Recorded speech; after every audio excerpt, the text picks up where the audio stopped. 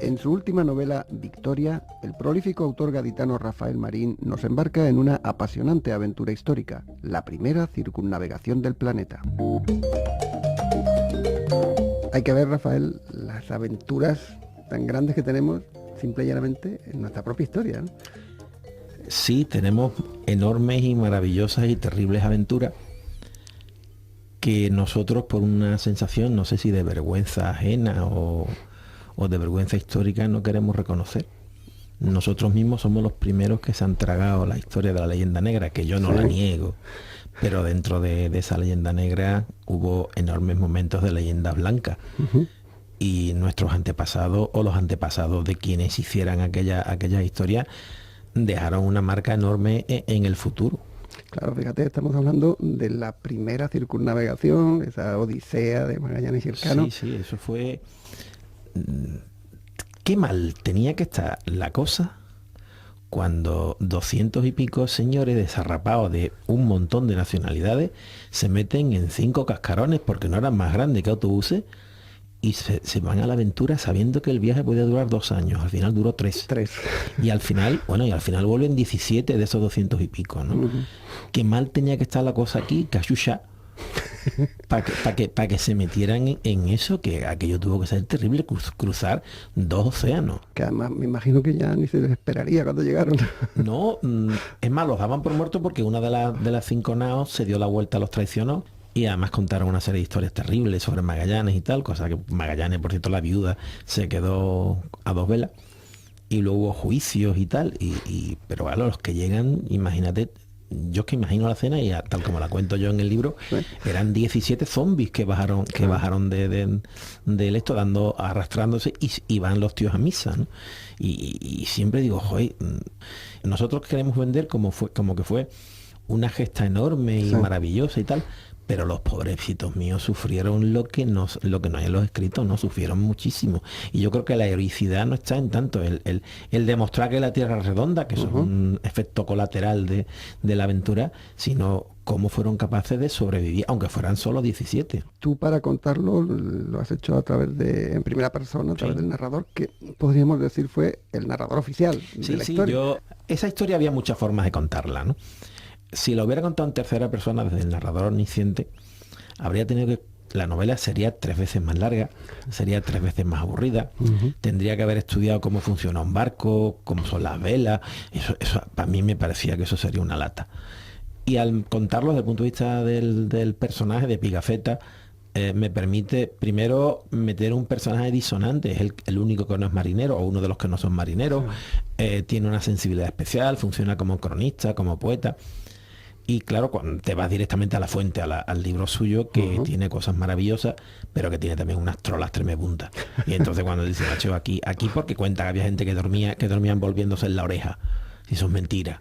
Entonces, claro, yo intento hacer una versión, una novela de aventura, poética en un lado, porque es una novela de encuentro, y por otro lado intentando pulir o explicar los momentos fantasiosos que tiene tanto el libro Pigafetta como los otros que han contado la historia. Y bueno, es que en aquella época sí que es cierto que la leyenda era vete a California, hijo mío, cayó, y después en California lo que había era indios, ¿no? Pues esto lo mismo, ¿no? Entonces tú casi has sido más fiel a la historia que el propio Pigafetta que la contó. Sí, yo creo que sí, porque además Pigafetta, cuando empiezas a comprobar estudios que hay, la crónica de Pigafetta, otras crónicas que hay, te das cuenta de que aquello es un descontrol de cosas. No, espérate, esto tuvo que ser antes, esto tuvo que ser después. Esto no pudo ser así. Por ejemplo, Pigafetta en su crónica real no menciona para nada el Cano. No, lo obvia totalmente. Ahí se nota que había una antipatía poco menos que gloriosa, ¿no? El momento en que matan a Magallanes en la isla de Mactán, yo no me creo, o sea, está muy bien las películas, pero yo no me creo que lo matara el jefe Sulapulapu de un lanzazo. Sería cualquier otro nativo, pero el jefe es como de muy película, ¿no? Y entonces, bueno, vale, vamos a intentar ordenar un poquito esto, ¿no? Hay un personaje que a mí más me gusta del libro y de toda esta aventura, que es Enrique el Negro, el esclavo de Magallanes, que es realmente prácticamente el primer hombre que da la vuelta al mundo, porque sale de allí y vuelve allí.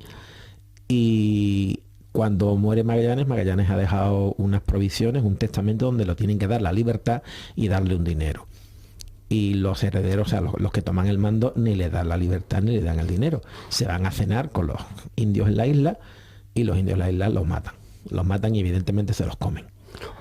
La historia ha acusado a Enrique de que los traicionó. Sí.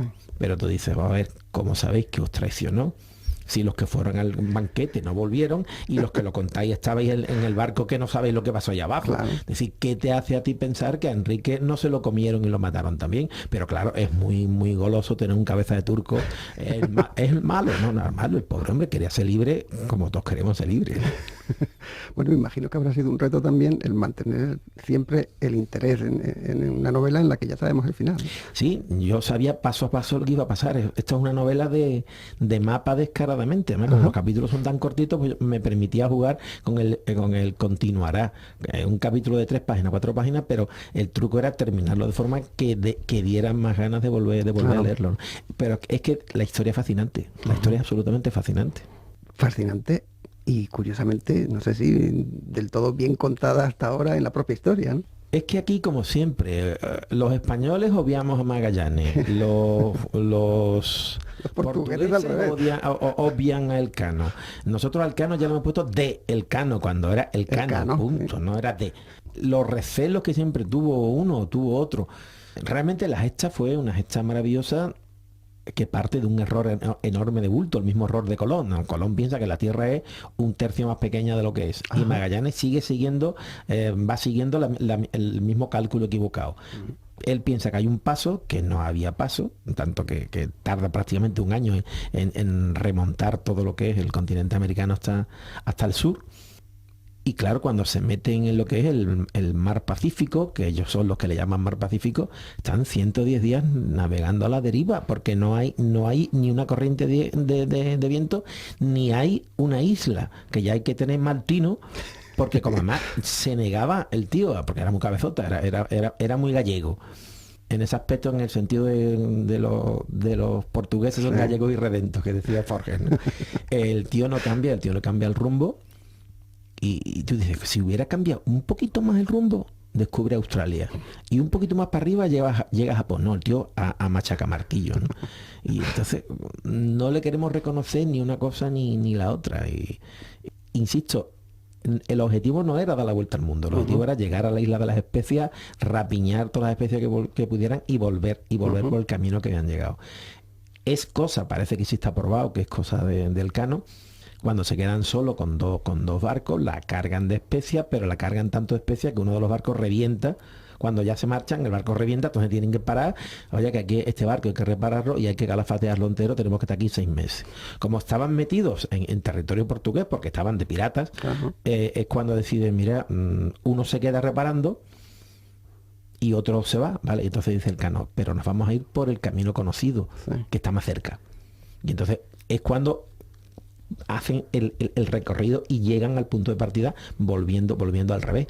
El barco que intenta volver por la ruta al revés, volviendo por el Pacífico, a ese sí lo cogen los portugueses. Eso ya no se cuenta en el libro porque el narrador no está para contarlo, ¿no? Entonces, qué mala suerte tuvieron los pobres. Bueno, todo eso se podrá contar en otros libros. De momento nos quedamos con esta novela, Victoria, de Rafael Marín. Muchas gracias por estar visitando. Muchas gracias a vosotros.